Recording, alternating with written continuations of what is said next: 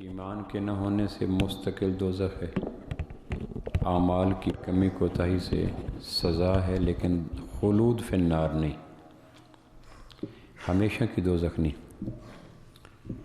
ایک آدمی نماز نہیں پڑھتا، روزہ نہیں رکھتا، حج نہیں کرتا، زکوٰۃ نہیں کرتا، سزا ہے سال، 2 سال، 5 سال۔ لیکن آدمی اگر ایمان نہیں لاتا تو جو لوگ ایمان میں معیار ہیں، اعمال میں بھی وہی معیار ہیں۔ ایمان میں کون معیار ہیں؟ تو قرآن کہتا ہے آمنوا کما آمن الناس، ایسے ایمان لاؤ جیسے صحابہ لائے۔ اس لیے کائنات میں سب سے برا انسان وہ ہے، سب سے، جو لوگوں کو صحابہ سے بدگمان کرے، سیمپل سانچہ توڑ دیا۔ ایمان کیسے لائیں، نماز کیسے پڑھیں، حج کیسے کریں، تو سانچہ سیمپل ایمان کا ہے صحابہ۔ اور ایک آدمی صحابہ سے لوگوں کو بدگمان کرتا ہے تو گویا وہ بنیاد پہ کلاڑے چلا رہا ہے، اسلام کے پودے کی جڑوں میں تیزاب ڈال رہا ہے۔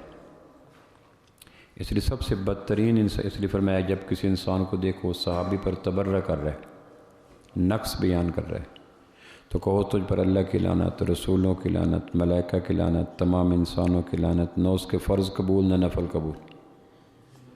چونکہ وہ سیمپل توڑ رہا ہے، شیشہ توڑ رہا ہے، آئینہ توڑ رہا ہے۔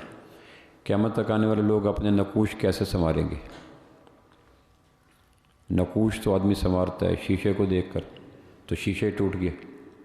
اب کیسے پتہ چلے گا کہ آنکھ کیسی ہے، چہرہ کیسا ہے، ناک کیسا ہے، ہونٹ کیسے ہیں، لب کیسے ہیں، تو پتہ نہیں چلے گا۔ ہم اپنی ایمانی کیفیت دیکھنا چاہیں تو اس کے لیے معیار آئینہ صحابہ ہیں۔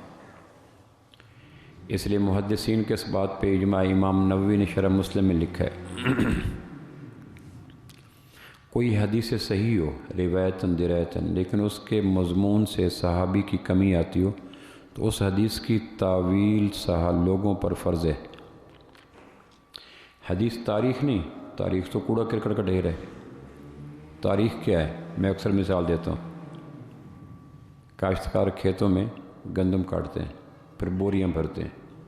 اس بوریاں جب بھر رہے ہو تو اس میں کوڑا آ جاتا ہے، لکڑی آ جاتی ہے، پتھر آ جاتا ہے، روڑا آ جاتا ہے۔ کھیت سے گندم کاٹنے کے بعد بوری میں بھرنے کے لیے کاشتکار احتیاط نہیں کر سکتا۔ پھر جب وہ بوریاں گھر میں آتی ہیں تو پھر خواتین اس کے اندر سے روڑے، تنکے، خس و خاشاک، کنکر نکال دیتی۔ اب اگر یہ کہا جائے کہ تم بوری کے دانوں کو لیتی ہو، بوری کے روڑوں کو نہیں لیتی، بوری کے دانوں گندم کو لیتے ہو، بوری کے تنکوں کو نہیں لیتی، تو کہا مورخین کا کام اتنا ہی تھا کہ انہیں جو کچھ ملا انہوں نے بوری میں بھر دیا۔ اب قرآن کا چھاننی لگائی جائے گی، حدیث کی چھاننی لگائی جائے گی، اس میں جو روڑا ہوگا، تنکا ہوگا، خس و خاشاک ہوگی، گرد و غبار ہوگا، کنکر ہوگا، اس کو نکال دیں گے۔ بعض لوگ علمی غلط فہمی پیدا کرتے ہیں کہ تاریخ ابن کثیر صفحہ 506، اسی پہ ابن کثیر نے جلد 1 میں صفحہ 302 میں صفحے کے دائیں حصے پہ ایک صحابی کی تعریف کی ہے، اور اسی صفحے پر اسی مورخ نے اس کے نیچے صحابی پہ تنقید کی ہے، تو تم کہتے ہو اوپر والی روایت لے لیتے ہیں، نیچے والی نہیں لیتے، حالانکہ مورخ ہوئی، جلد ہوئی، صفحہ ہوئی، تو یہ کیا بات ہے؟ یہ مطالعہ تاریخ کا کون سا انداز ہے؟ یہ ایک سوال پیدا کرتا ہے، علمی دماغوں میں خباثت بھرنے کے لیے یہ ایک سوال پیدا ہوتا ہے۔ تم اسی مورخ کی، اسی کتاب کی، اسی صفحے کی دلیل دے کے صحابی کی تعریف لے لیتے ہو۔ ہم کہتے ہیں وہی مورخ ہے، وہی صفحہ ہے، وہی کتاب، اس میں صحابی کی کمی ہے، وہ بیان کیوں نہیں کرتے؟ یہ مطالعہ تاریخ کا کون سا انداز ہے؟ تو ہم کہیں گے کافر جس کے پاس قرآن و سنت نہیں ہے وہ تو تاریخ کی ہر کتاب لے لے گا۔ جس طرح کاشتکار کی بھری ہوئی بوریوں کی ہر چیز گندم کے بھاؤ بک جائے گی، اس میں اگر کوئی روڑا آ گیا، مٹی آ گئی، تنکا آ گیا، لکڑی آ گئی، تو ریٹ اس کا بھی گندم کے اعتبار سے بکے گا۔ لیکن جب گھروں میں آتی ہے تو گھر والوں تھوڑے پابند ہیں کہ اس گندم کے سارے دانے تم نے لے لیے اور اس گندم کے روڑے لکڑی نہیں لیتے، تو وہ کہیں گے یہ ہمارے ذمے ہے کہ روڑے نکالیں۔ تاریخ کے دامن میں، تاریخ کے بوروں میں جو روڑے ہیں، جو تنکے ہیں، جو خس و خاشاک ہیں، جو لکڑی ہیں، جو رطب و یابس ہے، وہ ہم نکال دیں گے۔ کافر کے پاس نہ قرآن ہے نہ حدیث ہے، لہٰذا کافر مجبور ہے تاریخ کی ہر بات لینے کے لیے، لیکن ہمارے پاس قرآن و حدیث ہے، ہم قرآن اور حدیث کی سرچ لائٹ میں تاریخ کو لیں گے، فی نفس ہی تاریخ کو نہیں لیں گے۔ اگر تاریخ ٹکرا جائے قرآن سے تو ہماری مجبوری ہم ایمان بالقرآن ہے، ایمان بالتاریخ نہیں ہے۔ اگر تاریخ ٹکرا جائے حدیث سے تو ہماری مجبوری ہے کہ ہم نے حدیث پہ ایمان لائیں، تاریخ پہ نہیں لائے۔ اور محدثین نے لکھا، امام نووی نے شرح مسلم میں لکھا کہ اگر حدیث صحیح آ جائے اور اس کے مضمون میں صحابی کی کمی بیان آ جائے تو اس حدیث کی تعویل واجب ہے، اگر نہ ہو سکے تو حدیث چھوڑ دو۔ کیوں؟ اس لیے کہ قرآن کے لکھنے والے صحابہ، حدیث کے لکھنے والے صحابہ، حدیث کے بیان کرنے والے صحابہ، اگر صحابی مشکوک ہو گئے تو پورا قرآن حدیث کیسے محفوظ رہے گا؟ پھر کچھ لوگ کہتے ہیں وہ حدیث کے بیان کرنے میں دیانتدار تھے، باقی معاملات میں گڑبڑ کر لیتے تھے، کیسے مضحکہ خیز علمی لطیفہ ہے۔ یہ آدمی پیسے چوری کر لیتا ہے، سونا چوری نہیں کرتا، تو یہ کس طرح کی عجیب منطق ہے؟ ایک آدمی کو مال غنیمت میں ہڑپ کر لیا، ممبر پہ گالیاں دینے کی عادت بن گئی، ناجائز لوگوں کو قتل کروایا، مال غنیمت کے رشوت کے طور پر استعمال کیا، اتنے بڑے بڑے کبیرہ گناہ تم صحابی کی طرف منسوب کر دیتے ہو، تو حدیث جو گھڑنے والا بیان کیوں نہیں کرتے؟ وہ بھی ہمت کر کے کر لو۔ صحابہ پہ جو جرائم کی فہرست لگائے گی، وہ اس کے فہرست کو ماننے کے بعد ایک شریف انسان مانتے ہوئے انہیں خوف آتا ہے۔ جو جرائم کی فہرست ان کی طرف مرتب کی گئی، وہ خائن تھے، وہ بددیانت تھے، وہ گالیاں دیتے تھے، جمعے کی نماز میں ممبر پہ بیٹھ کر دوسرے صحابہ کو گالیاں دیتے تھے، رشوت کے طور پر مال غنیمت عام کرتے تھے، گن پوائنٹ پہ بیعت لیتے تھے۔ جب اس قسم کے الزام کسی پہ لگیں تو تصور میں سوچو اس کو شریف انسان کہا جا سکتا ہے؟ صحابی تو دور کی بات ہے۔ حدیث کے بیان کرنے میں محتاط تھے، باقی ہر طرف گڑبڑ۔ کیسا مضحکہ خیز غلیظ قسم کا تصور ہے۔ تو میں یہ عرض کر رہا تھا کہ کائنات میں بدترین انسانوں کے اگر 10 قسمیں کی جائیں، ٹاپ 10 پہ بدترین انسانوں کے اگر 10 قسموں کو اوپر کی گئے، ان ٹاپ 10 میں وہ آتا ہے جو اس لوگوں کو صحابہ سے بدگمان کرے۔ صحابہ اسلام کی شاہرگ ہیں، صحابہ اسلام کا مین سوچ ہے، صحابہ آسمان کے ستارے ہیں، صحابہ اسلام کا بہتا ہوا چشمہ ہے، صحابہ اسلام کے جسم کی روح ہیں، صحابہ اسلام کی آنکھ کی بینائی ہیں، صحابہ اسلام کی زبان کے ترجمان ہیں۔ اگر صحابہ کے پیچھے ہو گئے کیا پلے رہا؟ ہمارا حسن، ہمارا معیار، ہمارا وقار، ہمارا ضمیر، ہماری شناخت، ہماری پہچان سب کوئی صحابہ سے تو ہے۔ صحابی کو ہٹا دو تو نہ قرآن کو ماننے کو دل کرتا ہے نہ حدیث کو۔ پہلا کاتب صحابی ہے یا تابعی ہے؟ اس لیے ابن عبداللہ بن مبارک رحمۃ اللہ علیہ تابعی ہیں۔ 4 مہینے واز کرتے تھے، 4 مہینے رزق حلال کماتے تھے، 4 مہینے جہاد کرتے تھے، انہوں نے زندگی کو تقسیم کیا ہوا تھا۔ سب سے مکروہ تصور زندگی وہ ہے جو ہم نے اختیار کیا ہوا ہے۔ کسی آدمی نے دوسرے سے پوچھا تمہاری زندگی کا مقصد کا پیسہ، کہ تمہارے بچوں کا مقصد کا پیسہ؟ اس نے کہا پیسے کو ایک طرف رکھ کے کہیں اب تمہاری زندگی کا مقصد، کہ وہ جو ایک طرف رکھا ہے اس کو ڈھونڈنا۔ سمجھ گئے؟ اس نے کہا پیسے کو ایک طرف رکھ دیں، اب زندگی کا مقصد کہنا وہ جو ایک طرف رکھا ہے اس کو ڈھونڈنا مقصد ہے۔ ہماری زندگی کا کل مقصد ہی پیسہ ہے۔ صبح ہوتی ہے، شام ہوتی ہے، کوہلو کے بیل کی طرف پیسے کی تلاش میں۔ اس دور کے انسانوں کے ماہ و سال کا طواف 3 قبلے ہیں۔ جس طرح حج پہ جانے والوں کا قبلہ ہوتا ہے نا، عرب ہے، عجم ہے، ایرانی ہے، شامی ہے، ایران کوئی بھی ہے، وہ طواف بیت اللہ کے ارد گرد کرے گا۔ اس دور کا تاجر، کاشتکار، حکمران، ملازم، اس کا قبلے 3 ہیں: شہرت، شہوت، دولت۔ ہماری زندگی کا سارا مقصد ان 3 قبلوں کے گرد گزرتا ہے: شہرت، شہوت، دولت۔ اس سے بہر ہمارا میڈیا، ہمارے اخبارات، ہمارا لٹریچر، ہمارا تعلیم، ہماری نجی گفتگو، ہماری مجالس کی گفتگو، ہمارا پرنٹ میڈیا، ان 3 قبلوں کی طرف لوگوں کو میل کر رہا ہے۔ شہرت ملنی چاہیے، شہوت ملنی چاہیے، دولت ملنی چاہیے۔ شہرت، دولت، شہوت، یہ 3 قبلے ہیں۔ عبداللہ بن مبارک رحمۃ اللہ علیہ کہتے تھے سال کے 4 مہینے جہاد، سرحدوں پہ جانا، میدان کارزار میں اترنا، تیر و تلوار کو پکڑنا، لمبے سجدے کرنا مخالفین، اور 4 مہینے رزق حلال۔ اور 4 مہینے تبلیغ، یہ انہوں نے 4 مہینے مسلمانوں میں، 4 مہینے اہل خانہ کے نام، اور 4 مہینے اسلام کی سرحدوں کو وسیع کرنا۔ یہ زندگی کا ایک ٹیمپو بنا ہوا تھا، ہماری طرح نہیں تھا صبح ہوئی تو جا کے دکان پہ بیٹھ گیا، سارا دن کام دکان پہ کماتے کماتے شام کو جب تھک گئے، گاہک آنا بند ہو گئے، آنکھیں گر گئیں تو گھر میں آئے، بیوی نے کھرلی میں روٹی ڈالی روٹی کھرلی میں روٹی کھائی، کپڑے بدلے اور شہوت کی نیت سے سو گئے۔ دولت، شہرت، شہوت یہ اس دور کے قبلے ہیں، اور جس آدمی کی زندگی کا مقصد یہ 3 چیزیں بن جائیں، اس کا خیر بھی شر ہے، اس کا دین بھی دنیا ہے۔ کہتے ہیں کہ استاد شاگرد جا رہے تھے تو استاد نے شاگرد کو ایک پونا دیا، اس میں 3 روٹیاں باندھی اور کہا جہاں راستے میں بھوک لگے گی میں آواز دوں گا، تم نے پونا کھولنا، دسترخوان بچھانا اور روٹی کھا لیں گے۔ راستے میں شاگرد نے دیکھا استاد روک ہی نہیں رہا تو اس نے چپکے سے واردات کی اور آہستہ سے پونے کے کارنر سے بغیر آواز پیدا کیے ایک ایک لقمہ توڑ کر ایک روٹی پہ ہاتھ صاف کر گیا۔ ایک فن ہے نا، دسترخوانی قبیلے کو فن آتا ہے، بغیر آواز کے کھا گئے، بغیر پانی کے ایک روٹی پہ ہاتھ صاف کر گئے۔ اب آگے جا کے استاد نے کہا دسترخوان بچھاؤ تو پونے میں سے 2 روٹیاں برآمد ہوئی۔ اس نے رکھی تھیں روٹیاں 3، استاد کو اندازہ تھا، استاد جو تھا تو اس نے 2 پہ 1 پہ ہاتھ صاف کر لیا۔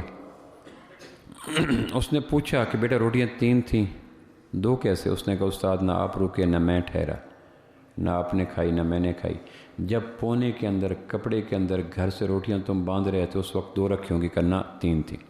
اس نے کہا اللہ کی قسم میں نے تو نہیں کھائی۔ اس نے کہا ٹھیک ہے، بیچ میں جب اللہ آ جائے تو چپ ہو جائے۔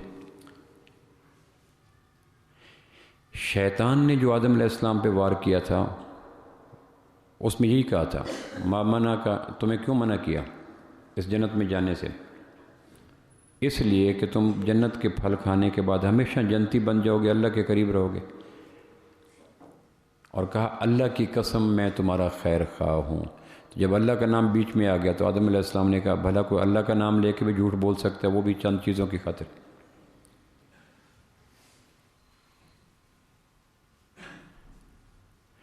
تو اس نے کہا اللہ کی قسم میں نے کھانا نہیں کھایا۔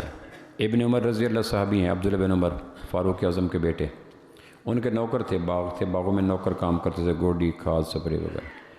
تو انہیں پتہ چلا کہ عبداللہ بن عمر لمبے سجدے کرنے والوں کو آزاد کر دیتے ہیں، ذوق ہوتا ہے بعض مالکوں کا۔ تو جب انہیں پتہ چلتا عبداللہ بن عمر فلاں باغ سے داخل ہو، بغیر وضو کے سجدے میں چلے جاتے، یہ جانتے کے لیے کہ ابن عمر آزاد کر دیں گے۔ تو ابن عمر کہتے ہیں کہ اتنے لمبے سجدے تو میں بھی نہیں کرتا جتنا یہ مزدور کر رہے ہیں، کہ تم بھی آزاد ہو، تم بھی آزاد ہو، تم بھی آزاد ہو۔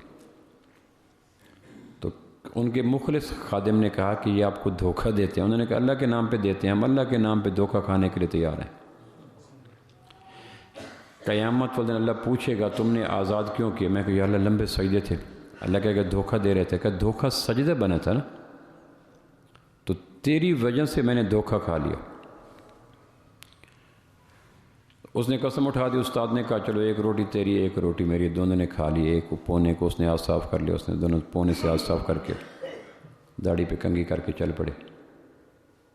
آگے گئے تو جنگل میں سونے، حکایت لکھی ہے امام غزالی نے کہ جس کا مقصد شہرت، شہوت، دولت، اس کا دین بھی دنیا ہے۔ مقصد یہ ہے جس آدمی کی غلطی سے یہ قبلہ بنا بیٹھا ہے، دولت کمانی ہے، شہرت لینی ہے، شہوت پوری کرنی ہے، اس کا دین بھی دنیا ہے۔ بیت اللہ کے طواف میں بھی حسین عورتوں کو دیکھتا رہے گا اور بیت اللہ کے اندر جا کر بھی سستی دکانوں کی تلاش میں پھرے گا۔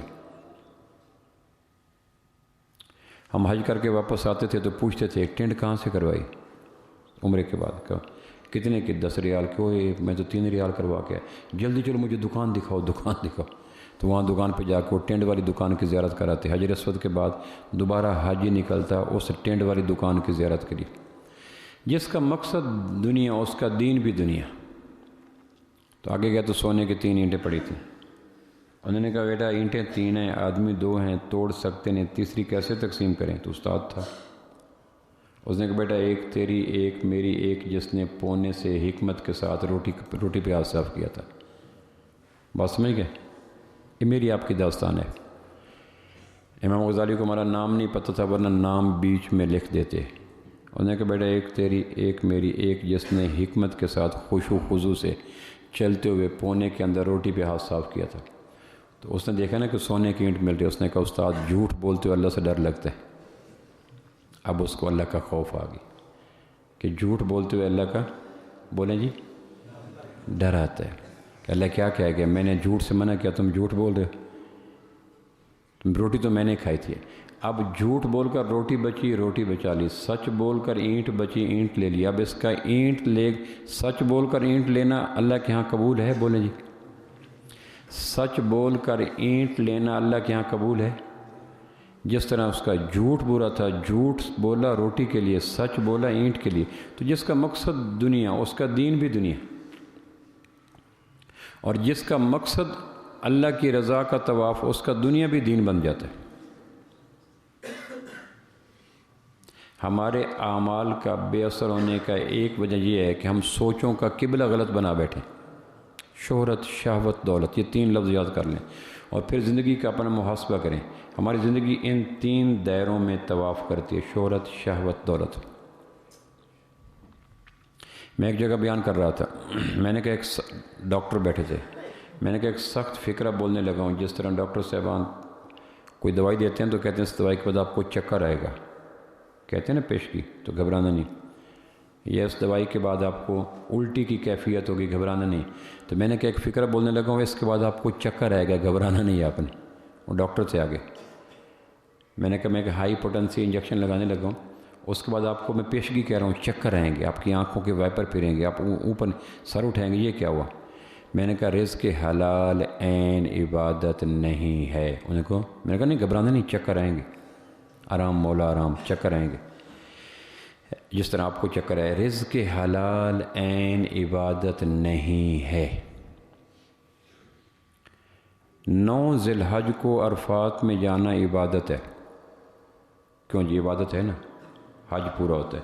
لیکن ایک آدمی کہتا ہے کہ رکن اعظم ہے وقوف عرفہ، رکن ان کو جگہ دو اس کو، وقوف عرفہ اور رکن اعظم ہے۔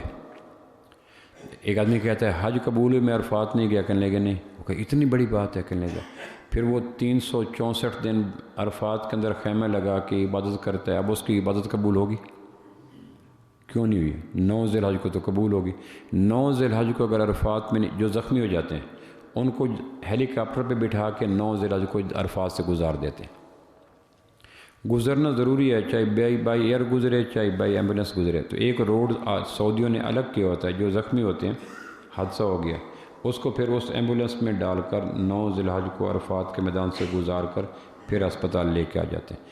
تو اتنا بڑا رکن عرفات کے میدان کے بغیر حج قبول ہی نہیں ہوتا، لیکن 364 دن وہاں خیمہ لگانا عبادت نہیں ہے۔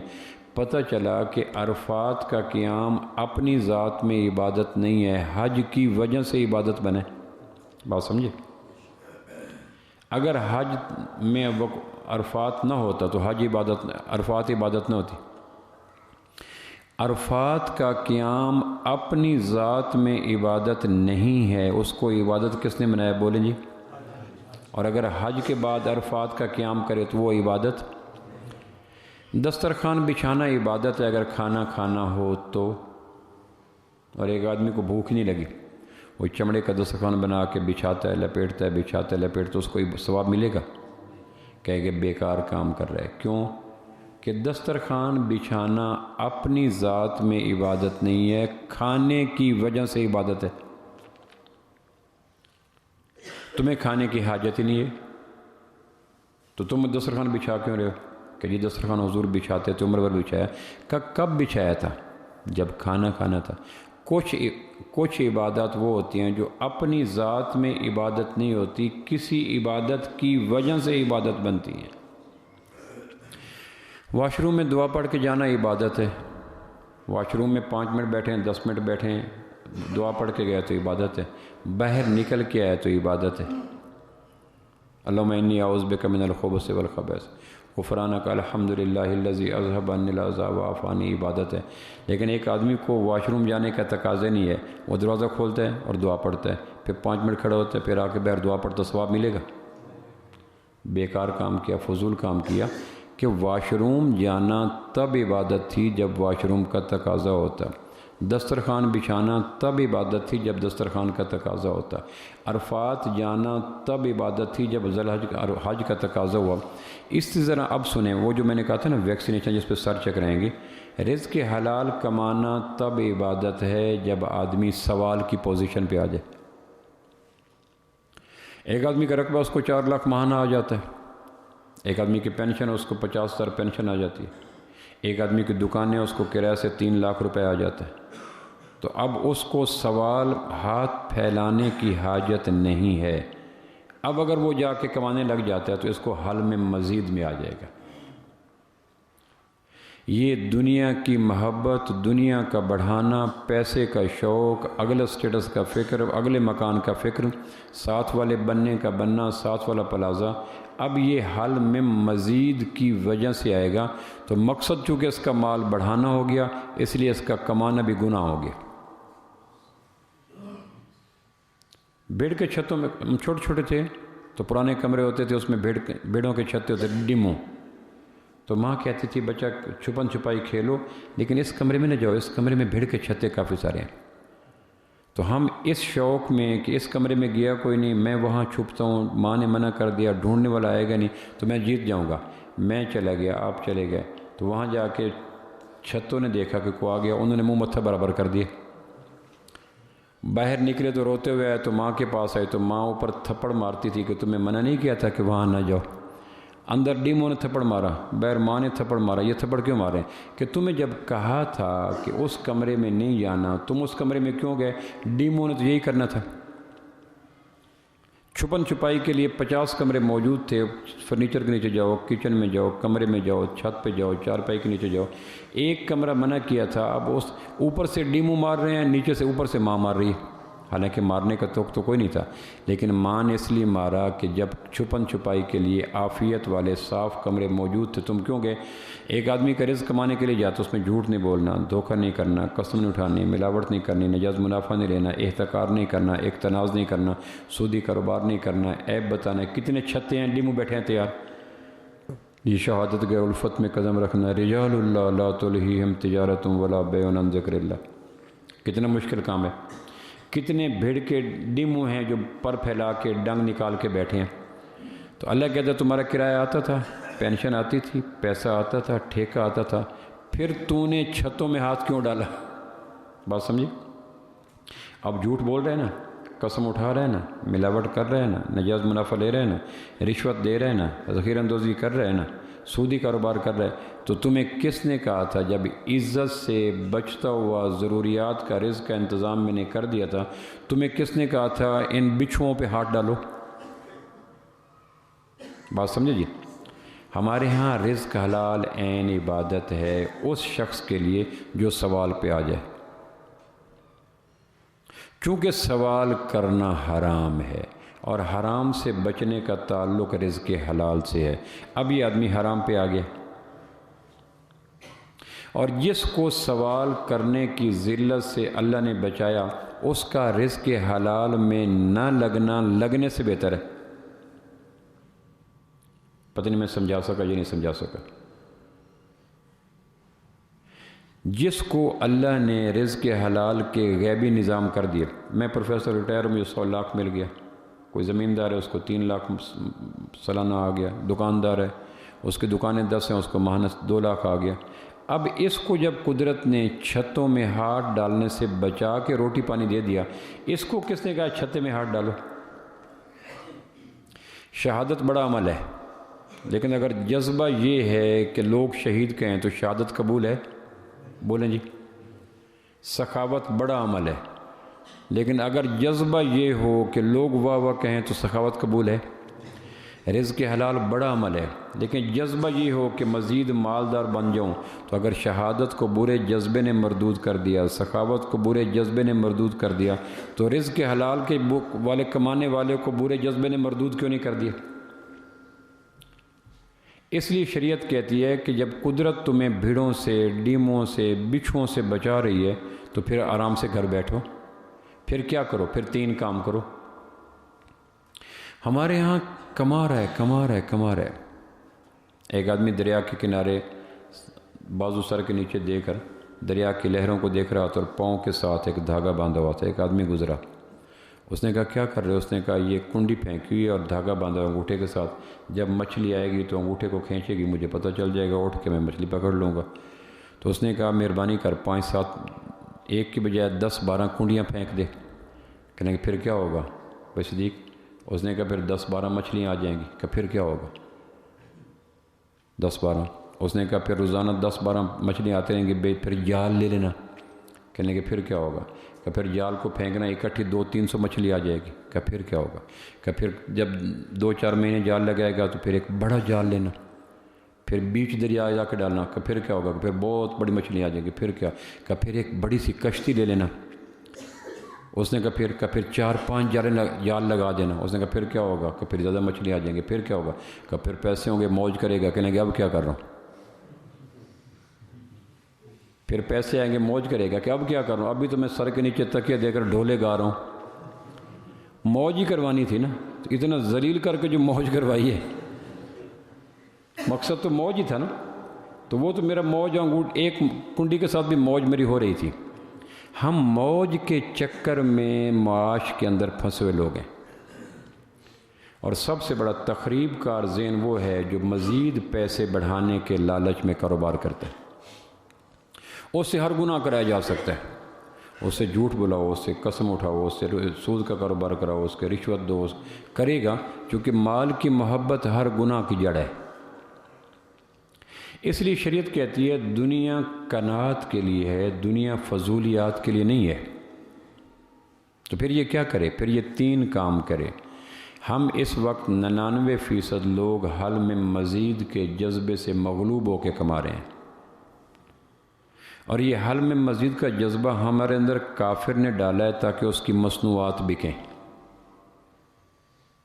نیا فیشن، نیا ڈیزائن، نیا میچنگ. پہلے گلاس برابر آتے تھے، پھر نیچے سے تنگ اوپر سے چوڑے آتے تھے، پھر اوپر سے تنگ نیچے سے چوڑے آتے تھے، پھر درمیان سے تنگ اوپر نیچے سے چوڑے آتے تھے. اب یہ اوپر بیوقوف بنا رہے ہیں. اب دیکھو نیا ڈیزائن، نیا ڈیزائن. ایک آدمی کو دوسرے میرے دوست تھے، ان کو چائے پلائی کہ نہیں یہ کپ، چائے پی رہا تھا کہ یہ حاجی صاحب کپ جانتے ہو میں نے کتنے کا لیا؟ کہ کتنے؟ 5000 کے میں نے 6 لیے. اچھا چینی کم ہو تو یہ پوری کر دیتے ہیں؟ بات سمجھے؟ کہنے لگے نہیں. نیچے گریں تو ٹوٹنے سے بچ جاتے ہیں؟ کہنے لگے نہیں.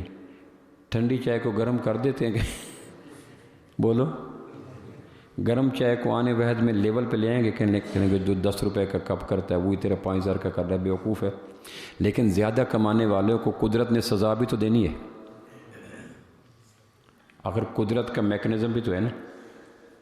جنہوں نے اتنی حسین زندگی کو کمائی کے چکر میں ڈال دیا، تو قدرت ڈیزائن کا، پیسے کا، مال کا، شہرت کا چکر ڈال، کماؤ، لگاؤ. تو بھائیو رزق حلال عین عبادت ہے اس شخص کے لیے جو اس مقام پہ آ جائے. اور جب آدمی اس مقام پہ آ جاتا ہے تو یوں ہے جیسے گنا بیلنے کے اندر چلا گیا. گنا کتنا خوبصورت ہے، لیکن جب بیلنے سے نکلتا تو اس کا کیا حال ہوتا ہے؟ سوال کے بعد آدمی کی شخصیت یوں ہو جاتی. دنیا کے مشکل ترین کاموں کی اگر فہرست تیار کی جائے تو ٹاپ پہ سوال آتا ہے.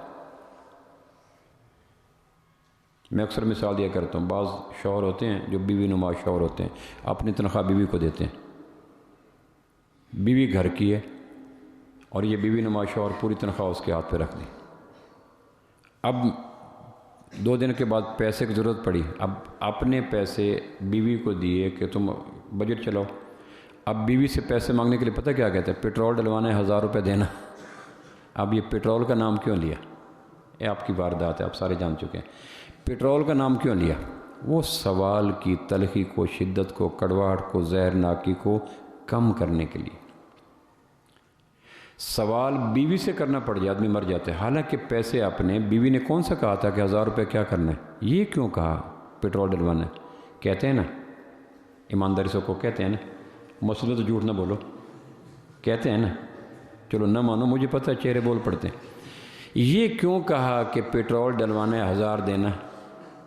یہ دراصل نفسیاتی طور پر سوال کی تلخی کو کم کرنے کا ایک بہانہ ہے. اور جب آدمی کسی غیر سے مانگتا ہے، کسی دوست سے مانگتا ہے، اللہ نہ کرے کسی دشمن کو بھی مخلوق کے سامنے ایسے کرنا پڑ جائے، اتنا مشکل کام ہے کہ بیلنے میں سے گنا گزرنے کے بعد ممکن ہے اس کی کوئی چمک دمک باقی رہ جائے، سوال کرنے کے بعد آدمی کی چمک اتنی بھی باقی نہیں رہتی۔ وَإِذَا سَأَلْتَ فَاسْأَلِ اللَّهَ وَإِذَا اسْتَعَنْتَ فَاسْتَعِنْ بِاللَّهِ۔ تو جب شخصیت اس مقام پہ آ جائے کہ وہ بیلنے کے اندر نچڑ کر ڈی شیپ ہونے والی ہے، ختم ہونے والی ہے، تو اسلام کہتا ہے شخصیت کو مکروہ اور بے وقت اور بے ذائقہ کرنے کے لیے نہیں ہے۔ اسلام تو شخصیت کو بیوٹیفائی کرتا ہے، پالش کرتا ہے، حسین کرتا ہے، خوبصورت بناتا ہے۔ اسلام کہتا ہے دیکھو سوال کرنے کے بعد شخصیت نچڑ جائے گی، رزق حلال کماؤ۔ رزق حلال کمانا عین عبادت ہے۔ کب؟ عرفات میں جانا عین عبادت ہے۔ کب؟ واش روم جانا عین عبادت ہے۔ کب؟ نماز پڑھنا عین عبادت ہے، لیکن دوپہر کو پڑھے جب نصف النہار ہو، سورج آدھا اندر آدھا باہر پڑے تب۔ تو ہم ایک دھوکے میں ہیں، فکری علمی دھوکہ کہ رزق حلال کمانا، اور پھر قدرت انتقام دیتی ہے۔ اللہ کے محبوب گھر میں تشریف لائے تو ام سلمہ رضی اللہ عنہ ہماری ماں ہے، مسلمانوں کی ماں ہے۔ انہوں نے گھر کے، اللہ کے نبی کا ایک کمرہ تھا، ہر بیوی کا ایک چیمبر تھا، ایک کمرہ تھا، وہی کچن، وہی کوکنگ، وہی ڈسٹنگ، سارا کچھ وہی، ایک کمرہ وہی تھا، وہی کچن ہے، وہی بیڈ روم ہے، وہی ڈرائنگ روم ہے، وہی سارا کچھ ہے، ایک کمرہ۔ اور کمرے کی دیواریں ان گھڑے پتھروں سے بنی ہوئی تھیں۔ بارشوں نے پتھروں کے بیچ کا گارا نکال دیا۔ ہمارے ہاں سیمنٹ تو نہیں تھے کہ گرے نہ، کچی اینٹ پتھروں کے بیچ میں گارا جوڑ دیا، بارشیں برسی گارا نکل گیا۔ اب اس میں سے شگاف تھے، سوراخ تھے، تو باہر کی روشنی اندر آتی تھی، اندر والے کی نگاہ باہر جاتی تھی۔ تو سیدہ کے دل میں خیال ہے کہ گزرنے والا اجنبی انداز سے کہیں دیکھ لے تو پردے پہ حرف آئے گا۔ اور قرآن مجید میں آتا ہے ہر چیز کی بقا پردے کے ساتھ ہے۔ آپ سبزی لینے کے لیے جاتے ہیں، اگر کدو کا چھلکا اترا ہوا تو لیں گے؟ مالٹا لینے کے لیے جاتے ہیں تو اگر مالٹے کا چھلکا اترا پڑا تو لیں گے؟ کیلے کا ایک پڑا ہے آپ نے، اب کہتے ہیں یہ کیلے مجھے درجن دو، تو اس میں سے ایک کیلا وہ جس کے اوپر سے چھلکا اترا ہوا تھا لیں گے؟ ذات الاکمام۔ تو شریعت کہتے ہیں کتنے نفیس مزاج ہو، پاکیزہ مزاج ہو، سلیم الفطرت ہو، حفظان صحت کا خیال رکھتے ہو، جس چیز کا چھلکا اتر جائے اس کو دکاندار یا بکریوں کو پھینک دیتا ہے یا فقیروں کو دیتا ہے۔ تو اللہ کہتا ہے تمہاری بیویوں کا چھلکا اگر اتر جائے، نقاب اتر جائے، ویل اتر جائے، پردہ اتر جائے، پھر باقی کیا رہا؟ باقی کیا رہا؟ 12 ربیع الاول کو چاشت کے وقت اللہ کے محبوب کا وصال ہوا صلی اللہ تعالی وسلم۔ وصال کی صبح آپ کے چہرہ مبارک صحت کی طرف جا رہا تھا۔ صدیق اکبر نے محسوس کیا کہ آج صحت لوٹ آئی۔ انہوں نے کہا جی میں 4 دن سے اپنے باغ میں نہیں گیا، میری بیوی حبیبہ یا فاختہ، وہ قریب ایک باغ سخ ایک مقام ہے، تو آپ فرمائیں تو میں ذرا ان کے حال احوال لے آؤں۔ آپ نے کہا چلے جاؤ۔ تو طبیعت میں افاقہ محسوس کیا، تو وہاں گئے تو وہاں خبر ملی کہ اللہ کے محبوب کا وصال ہو گیا، تو قیامت ٹوٹ پڑی۔ صحابہ کے لاشعور میں یہ بات تھی کہ ہم سارے مریں گے تو اللہ کے محبوب کا وصال ہوگا۔ یہ جذبہ عقیدت میں، جوش جنوں میں یہ ایک ذہن میں بات بٹھا رکھی تھی۔ جیسے ہم مائیں سوچتی نہیں کہ بچہ شادی سے پہلے مر سکتا ہے، بچہ ہوگا، شادی ہوگی، دلہا ہوگا، بیوی آئے گی، بچے پیدا ہوں گے، یہ ہمارے خوابوں کی ایک بات ہوتی ہے، لیکن شریعت انسانوں کے خوابوں کی تعبیر کی پابند تو نہیں ہے، اس کو تو اپنے وسیع تر نظام ہے۔ وہاں خبر پہنچی کہ اللہ کے محبوب کا کیا ہو گیا؟ جی بولیں، سارے بولیں، وصال ہو گیا صلی اللہ علیہ وسلم۔ صدیق اکبر گھر میں آئے۔ اب جس حجرے میں اللہ کے محبوب کا جسم مبارک پڑا ہے وہ حضرت عائشہ رضی اللہ عنہ کا حجرہ ہے، سید عائشہ رضی اللہ عنہ کا حجرہ ہے، وہاں اللہ کے محبوب کا وصال ہو۔ وہاں 8 ازواج مطہرات اور بیٹھی ہیں، اللہ کے محبوب کی بیویاں۔ اللہ کے محبوب کی بیویوں کو قرآن نے 4 دفعہ کہا، النبی اولیٰ بالمؤمنین من انفسہم وازواجہ امہاتہم، نبی کی بیویاں تمہاری مائیں ہیں۔ اب موقع کیسا ہے؟ جگہ مدینہ ہے، مدینہ کے اندر مسجد نبوی ہے، مسجد نبوی کے بغل میں یا پہلو میں حجرات نبوی ہیں، حجرات نبوی کے اندر اللہ کے محبوب کا وصال ہو چکا اور جسم مبارک پڑا ہے، 7 بیٹھی ہیں اللہ کے محبوب کی مائیں۔ ایمانداری سے کہو، مدینہ، مسجد نبوی، حجرات، وصال مبارک، بجلیاں ٹوٹیں، قیامتیں آئیں، صداقت کا آفتاب جہاں تھا، آپ گھر میں داخل ہو تو سوچ میں کوئی میلا پن آ سکتا ہے؟ بولیں جی، تکلف پہ چھالے پڑ جاتے ہیں یہ سوچ کر کہ اس موقع پہ صدیق اکبر ازواج مطہرات کو میلی نگاہ سے دیکھ سکتے ہیں۔ یہ سوچ ہی کفر ہے، لیکن اس وقت دستک دے کے کہا عائشہ ماؤں کو کہو پردہ کر لو، صداقت رسالت کا پیشانی چومنا چاہتی ہے۔ اب اس سے زیادہ کیا معاملہ ہو سکتا ہے؟ صداقت رسالت کی پیشانی پہ بوسہ دینے کے لیے آنے سے پہلے اس موقع کے اوپر پردہ کروایا گیا، اور ازواج مطہرات اس قیامت کی گھڑیوں میں اٹھ کر دوسرے کمرے میں چلی گئی۔ والحب ذو العصف والریحان ذات الاکمام، دنیا کا کون سا پھل ہے، سبزی ہے، ڈرائی فروٹ ہے جس کو ہم پتہ چل جائے کہ اس میں پھٹ گیا ہے؟ میں پھر رہا تھا چھتر پلین پہ شارع ریشم پہ ایک گاؤں میں، تو ایک آدمی کے سیب اس کا باداموں کا باغ تھا۔ مجھے کہہ رہا تھا بادام آپ توڑ کے کھائیں، میں نے کہا یہ ڈرائنگ روم میں لے کے آ جاؤ۔ کہ ٹوٹے ہوئے ڈرائنگ روم میں آپ کو تو پنجاب میں مل جائیں گے، لیکن شاخوں سے توڑ کے کھانے کی لذت کبھی نہیں جائے گی۔ میں نے کہا سچا تھا، تو میں گیا تو میں توڑنے لگا، کہنے کہ اس کو نہ توڑیں، یہ کڑوا ہے، چھلکے میں بند تھا اس کڑوا۔ میں نے کہا کیسے پتہ چلا؟ اس نے کہا توڑ کے کھائیں، تو کھایا تو کڑوا تھا۔ امنا بادام کی کڑواہٹ آپ جانتے ہیں، کمال کی کڑواہٹ ہوتی ہے، اللہ کسی دشمن کو بھی کڑوا بادام اور کڑوی مولی نہ کھلائے، کمال کی چیز ہوتی ہے۔ البتہ کنجوسوں کو کھلائے، کیونکہ کنجوسوں کا تریاق کڑوے بادام ہوتے ہیں۔ میں نے وہ کھایا تو وہ عملاً کڑوا نکلا۔ میں نے کہا کیسے؟ مدنی صاحب کو تو پتہ ہے کہ کڑوے بادام کیا ہوتے ہیں۔ میں نے کہا یہ کیسے پتہ چلا آپ کو؟ اس نے کہا جی اس کا چھلکا پھٹ گیا تھا، چھلکا جس بادام کا پھٹ جائے تو پھر شبنم گرتی ہے رات کو، شبنم کا پانی اگر چھلکے کو توڑ کے اندر چلا جائے تو گری کڑوی ہو جاتی ہے۔ مجھے اس دن اندازہ ہوا کہ اگر نقاب اتر جائے تو اندر کی سوچیں کڑوی ہو جاتی ہیں۔ عزت محبت کی قیم ہے کیس حجاب محمل سے، محمل جو گیا عزت بھی گئی، غیرت بھی گئی، لیلا بھی گئی۔ ہمارے ہاں تو شادی کے موقع پہ بیوی کو بند سنوار کے وہاں بٹھایا جاتا ہے، سلام کرنے کو دل کرتا ہے ان لوگوں کو بھی جو اس موقع پہ یہ کام کرتے ہیں۔ چھوٹے چھوٹے تھے تو ہم آدھا کلو گوشت لینے کے لیے آتے تھے، تو ابا جی کہتے پونا لو، شاپر لو۔ پھر قصاب کی دکان پہ جاتے، گوشت لیتے، وہ پونے میں باندھ دیتا، پھر شاپر لیتے، پھر ہم یہاں لیتے کہ چیلیں کوے آ کے کھا نہ جائیں۔ تو آدھا کلو کے گوشت کتنی حفاظت، اور 2 من کا گوشت بے نقاب کر کے بیٹھے۔ پھر جو نظریں پڑی ہیں، صداقت کمال کا انسان، کائنات کا محسن آمنہ کے لال، اور آمنہ کے لال نے فرمایا کہ میں نے، بخاری شریف کی روایت ہے، ابو بکر جیسا احسان میرے اوپر کسی نے کیا ہی نہیں، اور ترمذی کی روایت ہے میں نے ہر ایک کے احسانات کا بدلہ دے دیا ما سوائے ابو بکر کے، ان کا احسان اللہ جانے ابو بکر جانے۔ اور صداقت نبیوں امتوں کی ترتیب میں پہلا امتی ہے جس کو تدفین کے لیے نبوت کا سینہ اور امتی کا سر جڑ گیا، یعنی ابو بکر کی جہاں سے مٹی اٹھائی گئی، اللہ کے محبوب کی جہاں سے اٹھائی گئی، وہیں سے صدیق اکبر کی مٹی اٹھائی گئی۔ اتنا پاک طینت، پاک مزاج شخص، اور وہ آنے سے پہلے وفات کے اس جاں غسل اور ہوش ربا مرحلوں میں حضرت عائشہ سے کہتا ہے پردہ کرو ماں جی کو صداقت رسالت کی پیشانی کو بوسہ دینا چاہتی۔ اب یہ ہے نقاب، یہ ہے پردہ، اور بے نقابوں کے پھرنا، پھر بند سنور کے پھرنا، پھر نظریں کون سی پڑتی ہیں ان عورتوں پر؟ آپ سوچ سکتے ہیں، ایک عورت جوان ہے، بند سنور کے، بے نقابوں کے پھر رہی ہے، اس دور کے انسانوں کی نظر ان پہ کیا پڑے گی؟ ایک ہی نظر ہے، اور نظر ہے ہی کوئی نہیں۔ عزت ہے محبت کی قیم ہے کیس حجاب محمل سے، محمل جو گیا عزت بھی گئی، غیرت بھی گئی، لیلا بھی گئی۔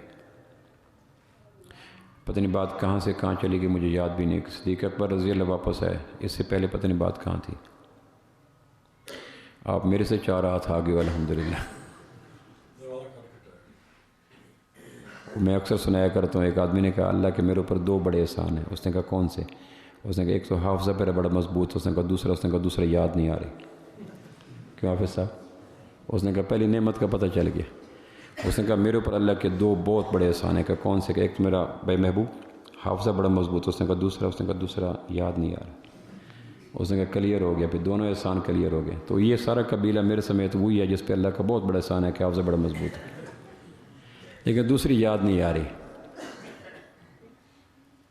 پتہ نہیں کہاں سے بات نہیں لی. تو میں یہ عرض کر رہا تھا، چلو چھوڑو اس بات کو، میں یہ کر رہا تھا کہ جن کو قدرت نے یہ سہولت دی کہ کمائے بغیر ان کی روٹی پانی چلتی ہے، تو فقہا نے لکھا ہے کہ اس کا نہ کمانا کمانے سے بہتر ہے. کیونکہ مال کی محبت ہر برائی کی جڑ ہے. مال کی محبت وہ رنگ ہے جس پہ رنگ کوئی چڑھتا ہی نہیں. ہر شر متوقع ہے اس شخص سے جس کی مال کی محبت اندر آ چکی.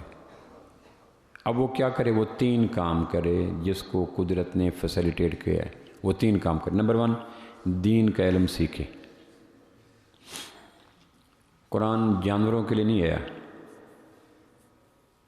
قرآن انسانوں کے لیے ہے کہ اس کو سیکھو، غور کرو. ہم نے کتنے قرآن مکمل ہو گئے؟ 2 قرآن، 3 قرآن، 4 قرآن. تو کل اللہ پوچھے گا میں نے مکمل کرنے کے لیے بھیجا تھا یا فہم کے لیے بھیجا تھا؟ عجم کا المیہ یہ ہے کہ قرآن کے مکمل کرنے کی مقدار پہ خوش ہوتے ہیں. آسمان کا مزاج یہ ہے کہ فہم قرآن میں غوطے لگانے کا مزاج چاہتا ہے. قرآن کے سمندر میں غوطہ زن ہو کر اس کی حقیقت کو جانا.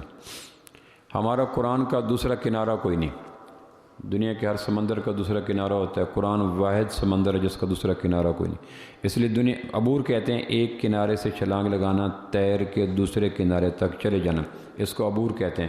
قرآن پہ کسی کو عبور ہی نہیں ہے کہ دوسرا کنارہ ہی کوئی نہیں. اللہ کے محبوب صلی اللہ علیہ وسلم کا اسوہ حسنہ اتنا بڑا علم کا مرکز ہے کہ مت پوچھو. تو علم سیکھو. فرشتے معصوم ہیں، فرشتے بلندیوں پہ رہتے ہیں، فرشتے طاقت کے پہاڑ ہیں، لیکن آدم علیہ السلام کے سامنے فرشتے سرنڈر کیوں کر گئے، جھک کیوں گئے؟ علم آدم الاسماء کلھا، ہم نے آدم کو علم دیا تھا. علم وہ طاقت ہے کہ فرشتوں کی معصومیت، فرشتوں کے علو مرتبت، فرشتوں کی قوت آدم کے سامنے نیچے آ گئی. کیوں؟ علم آدم الاسماء کلھا. انسانی شخصیت پر سب سے بڑا داغ جہالت کا ہے. جہالت کا ایک سمندر ہو، علم کا ایک قطرہ بہتر ہے. جہالت کے سمندر سے علم کا ایک قطرہ بہتر ہے. جہالت سے بڑا داغ کوئی، اور ہم جہالت کے اندر دبے ہوئے ہیں. تو روزانہ کی بنا پہ مسائل دینی علم سیکھیں. اگر اللہ نے فرصت دی ہے تو دینی علم سیکھیں. اور اگر اللہ نے پورا عبور دے دیا ہے، دنیا کے کسی انسان کا یہ دعویٰ نہیں ہے کہ مجھے قرآن و سنت پہ پورا عبور آ گیا. بغداد کا ایک عالم 30 سال تک درس دیتا رہا سورہ فاتحہ پر. وفات کا وقت ہے تو کہنے کہ جو اس وقت موتی سورہ فاتحہ کے میرے سامنے کھل رہے ہیں، کاش پہلے کھل سکتے. ممکن نہیں ہے.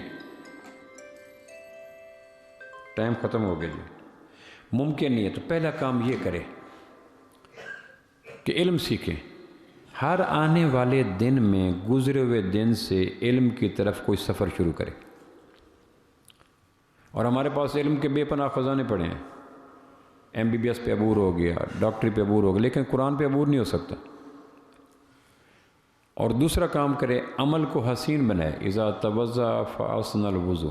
جو نیکیاں کر رہے ہیں اس کو اللہ کے شایان شان کریں. حدیث پاک میں آتا ہے قیامت والے دن جبریل جب اللہ کو اپنی اصل روپ میں دیکھے گا تو جبریل کہہ اٹھے گا، یا اللہ تیرے شایان شان میرے سے عبادت نہیں ہو سکی. تیرے شایان شان ایک بھی عبادت نہیں ہو سکی.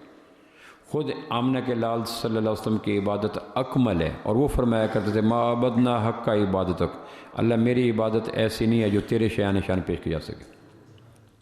میں اکثر مثال دیتا ہوں کہ امام کعبہ ڈیج کوٹ آتے ہیں، اچانک آپ میں سے کسی گھر آ جاتے ہیں کہ جی آپ کون ہیں؟ کہ میں امام کعبہ. او ماشاء اللہ.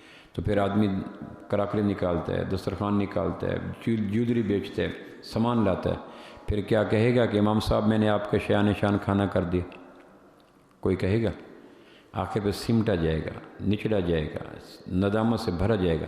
یہ میں مجبور ہوں، غریب ہوں، آپ لوگ امام کعبہ بیت اللہ کو دیکھنے والے، نظروں کو پاک کرنے والے، زمزم سے صبح و شام سیراب ہونے والے، میری غریب کی کٹیا کی قسمت جاگ اٹھی، میرے پاس آپ تشریف لائے، میں نے جویلری بیچ دی، بیٹی کا جہیز بیچ دیا، قرض لیا، لیکن پھر بھی یہ آدمی سمٹا جائے گا چھوئی موئی کی طرح کہ آپ کے مقام کے مطابق میں کھانا بولو جی کر سکے. تو اللہ کی شایان نشان کون کر سکتا ہے؟ لیکن اس کو بے سے بہتر سے بہترین تو کر سکتا ہے. یہ کیسی نماز ہے، یہ کیسا حج ہے، یہ کیسا اخلاق ہے، یہ کیسی سوچ ہے، یہ کیسی نیت ہے۔ اور اگر یہ بھی منزل عبور کر جائیں اللہ کے فضل سے کہ ہر عمل اللہ کے شان کر جائیں جو کہ نہیں ہے، اور دین کا سارا علم سیکھ جائیں جو کہ نہیں ہے، تو پھر تیسرا کام یہ کریں کہ جو لوگ محروم ہیں ان تک علم بھی پہنچائیں، ان تک عمل بھی پہنچائیں۔ بلغوا انی ولو آیا، ھذا بلاغ للناس، یہ لوگوں تک پہنچو۔ یہ تین کاموں کے لیے قدرت اگر آپ کو رزق روزی کے مسائل سے بے نیاز کر دیتی ہے تو رخ پھیرو۔ علم سیکھنا، عمل کو حسین بنانا، اور علم اور عمل کا لوگوں کو ابلاغ کرنا، خیرات دینا، یہ تین کام سیکھیں۔ یہ تین کام کر کے دنیا بھی بن گئی، آخرت بن گئی۔ اچھا، موضوع میرا کچھ اور تھا لیکن ایسے گفتگو پھرتی گئی، تو میں یہ عرض کر رہا تھا کہ ہم اس نشست میں بیٹھے ہوتے ہیں کہ اپنے اوپر کچھ نظر ثانی کریں۔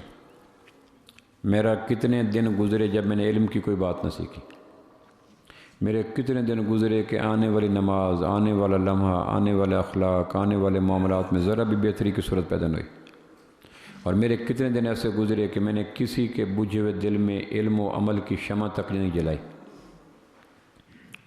ڈرائیور سے کہتا ہوں آپ گاڑی صاف کرو، میں نماز پڑھ لوں، تو جس آدمی کو اتنا ہی شوق نہیں کہ ڈرائیور کو نمازی بنا سکے، تو ہماری یہ دینی نشست اس لیے نہیں ہوتی کہ ہم ایک دوسرے پہ تنقید کریں، اس لیے ہوتی ہے کہ اپنے اوپر کچھ رحم کریں اور ایمان سیکھیں۔ پتہ نہیں بنیاد کہاں سے چلی تھی اور کہاں چلی گئی، لیکن آپ سے پوچھنا تو ایسا ہی ہے جیسے اپنے آپ سے پوچھنا۔ صحابہ معیار ہیں، میں یہ کہہ رہا تھا کہ صحابہ ایمان میں معیار ہیں۔ اور میں یہ عرض کر رہا تھا کہ عبداللہ بن مبارک رحمۃ اللہ علیہ کی بات چلی تھی، چلو میں ہی بتا دیتا ہوں، یہ پتھر مجھے خود ہی اٹھانا پڑا، آپ کی برکت سے مجھے یاد آ گیا۔ عبداللہ بن مبارک رحمۃ اللہ کا معمول تھا 4 مہینے رزق حلال کمانا، 4 مہینے دین کا سیکھنا سکھانا، 4 مہینے جہاد میں جانا۔ ان سے کسی نے پوچھا کہ سیدنا معاویہ رضی اللہ عنہ افضل ہیں یا سیدنا عمر بن عبدالعزیز رحمۃ اللہ علیہ افضل ہیں؟ یہ تابعی ہیں، عبداللہ بن مبارک بہت بڑے تابعی ہیں، زہد میں، تفسیر میں، حدیث میں، فقہ میں، تقوی میں، تصوف میں، روحانی زندگی میں کمال پہ ہیں۔ ان سے پوچھا کسی نے کہ سیدنا امیر معاویہ رضی اللہ عنہ افضل ہیں یا سیدنا عمر بن عبدالعزیز رحمۃ اللہ علیہ افضل ہیں؟ تو انہوں نے کہا سوال غلط ہے، صحابی اور تابعی کی نسبت ہی کوئی نہیں ہو سکتی۔ کوئی آدمی کہ صدیق اکبر افضل ہیں یا عیسیٰ علیہ السلام، تو یہ سوال کرنے والے پہ فتویٰ لگ جائے گا کہ تو نے صحابی اور نبوت میں تقابل کیوں کیا؟ ابا اچھا ہے یا نوکر؟ تو یہ سوال پہ ہی تھپڑ پڑ جائے گا کہ یہ سوال کرنے کا ہے کہ ابا اور نوکر کا کوئی تقابل ہے، نہیں بن سکتا۔ اس طرح صحابی کے نام اعمال میں لوح اعزاز میں ایک نیکی ایسی ہے جس کو کعبہ کے رب کی قسم قیامت تک کوئی نیکی نہیں پہنچ سکتی، وہ ہے ایمان کے عالم میں نبوت کے روئے طابہ کی تلاوت کرنا۔ صحابی کہتے ہیں اللہ کے نبی کا چہرہ قرآن کی طرح تھا، ورق کی طرح تھا، تو صحابی نے اللہ کے محبوب کو ایمان کی حالت میں دیکھا، یہ نیکی وہ ہے جس پہ ہزار حج، نماز، زہد، تقوی، تلاوت، علم سارا قربان کیا جا سکتا ہے، کیونکہ اس نیکی کا متبادل کوئی نہیں۔ طواف واحد نیکی ہے جو صرف بیت اللہ میں ایگزسٹ کرتی ہے، پوری کائنات میں طواف نامی نیکی کوئی نہیں۔ ایک آدمی نے بیوی کو کہا اگر تو چاند سے خوبصورت نہیں ہے تو تجھے طلاق، یا یہ کہا کہ اگر میں ایک ایسی عبادت کروں گا جس کو دنیا کا کوئی انسان نہیں کر سکتا، اگر نہ کی تو تجھے طلاق۔ اب جب ہوش آیا، جوش کیا، سوچنے لگا کون سی کروں عبادت، نماز ہر جگہ پڑھی جا رہی، روزہ، تلاوت، حج، اخلاق، ذکر، سوچ کے تھک گیا تھا۔ امام ابو یوسف رحمۃ اللہ علیہ ان کے پاس کیا کہ جی میں نے یہ کہہ دیا اب کیا کروں؟ انہوں نے کہا بیت اللہ میں چلے جا، طواف کرنے والوں کو ہاتھ جوڑ کر تھوڑی دیر کے لیے طواف خالی کر دو اور طواف کر۔ طواف واحد عبادت ہے جو بیت اللہ میں ہوتی ہے۔ صحابی کا غیر صحابی سے سوال اور تقابل ہی گمراہی ہے۔ صحابی لمحات کا ہو، اس لیے آپ نے فرمایا تھا نا کہ جو کی مٹھی اور احد پہاڑ سونا، جو کم قیمت جن سے، سونا قیمتی ترین ایک معدنیات ہے، مٹھی سب سے کم وزن کی چیز ہے، اور احد پہاڑ بے پناہ بے کراں وزن کا استار ہے۔ سونا احد پہاڑ، مٹھی جو، آپ فرمایا میرے صحابی کی ایک مٹھی جو تمہارے سونا احد کے برابر خرچ کرنے سے افضل ہے۔ تاکہ کوئی آدمی گنتی میں نہ آ جائے کہ یہ ایم اے ہے، پی ایچ ڈی ہے، ایف اے ہے، بی ہے، اور صحابی یہ نہیں تھے۔ ان چیزوں کو تولو ہی مت صحابہ کا پھر انہوں نے کہا جی پھر سوال کیسے کریں؟ عبداللہ بن مبارک رحمۃ اللہ علیہ کہ میں نے کہا تھا نا رزق حلال کماتے تھے، اب یاد آ گیا نا؟ انہوں نے کہا سوال یہ کرو کہ سیدنا معاویہ رضی اللہ عنہ نے اللہ کے محبوب کے ساتھ غزوے میں گئے، جہاد کیا، اس غزوے کے دوران گرد و غبار اٹھی، اور وہ گرد و غبار حضرت معاویہ رضی اللہ عنہ کے گھوڑے پہ لگ گئی، وہ مٹی اچھی افضل ہے یا عمر بن عبدالعزیز افضل ہے؟ سوال یہ بنتا ہے، وہ مٹی افضل ہے جو سیدنا معاویہ رضی اللہ عنہ کو اللہ کے محبوب کے ساتھ غزوے کے دوران اڑ کے گھوڑوں کے سموں سے گھوڑے پہ لگ گئی، یا عمر بن عبدالعزیز افضل ہیں؟ سوال یہ بنتا ہے، سوال تو بنتا نہیں تابعی افضل ہیں یا صحابی افضل ہیں۔ تو صحابہ معیار ایمان ہیں، ہم ایمان سیکھیں گے صحابہ سے۔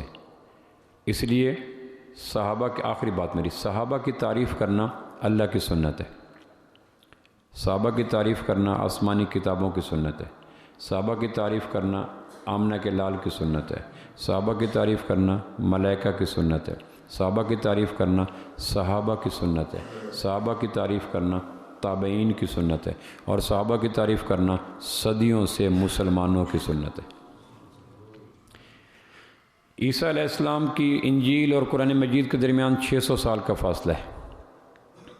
پہلی آیت جو اتری ہے 21 رمضان کو عشاء کی نماز کے بعد غار حرا کی خلوتوں میں، انجیل اور قرآن کی پہلی آیات کے درمیان کم و بیش 600 سال کا فاصلہ ہے۔ انجیل 600 سال پہلے اتر چکی تھی، اور سورہ فتح کی آخری آیت مثلہم فی التوراۃ و مثلہم فی الانجیل، صحابہ کا ذکر انجیل میں بھی تھا، صحابہ کا ذکر تورات میں بھی تھا۔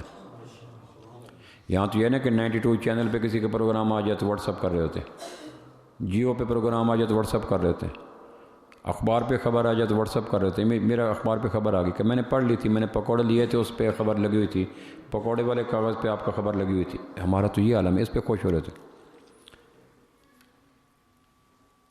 اور صحابہ تورات، صحابہ انجیل، صحابہ قرآن، اولئک هم الراشدون۔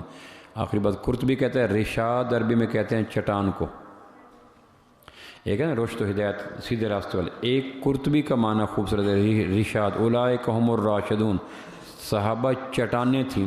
اس لیے ابن عمر رضی اللہ سے کسی نے پوچھا، ایک تابعی حضرت عبداللہ بن عمر کے سامنے ہنسا، اس نے کہا ہنسا نہ کرو، اس نے کہا صحابہ نہیں ہنستے تھے، اس نے کہا الایمان فی قلوبہم اعظم من الجبال، ان کے دلوں میں ایمان پہاڑوں سے سخت تھا۔ ہوا کا ہنسنے کی جو آندھی تھی وہ پہاڑوں کو ہلا نہ سکی، دائیں بائیں ہو کے گزر گئی، اور تمہارے دلوں میں ایمان ریت کے تودے اور ٹیلے کی طرح ہیں، ہوا چلتی ہے اور ٹیلا کہیں کا کہیں چلا جاتا ہے۔ صحابہ کے ساتھ مماثلت مت کرو، صحابہ کا دل گہرا تھا، پاک تھا، طیب تھا، اور صحابہ کی تعریف قرآن نے کی، صحابہ کی تعریف رحمان نے کی، صحابہ کی تعریف انجیل نے کی، صحابہ کی تعریف ملائکہ نے کی۔ آپ جبریل علیہ السلام ہے، آپ فرمایا سعد بن معاذ کو جانتے ہو؟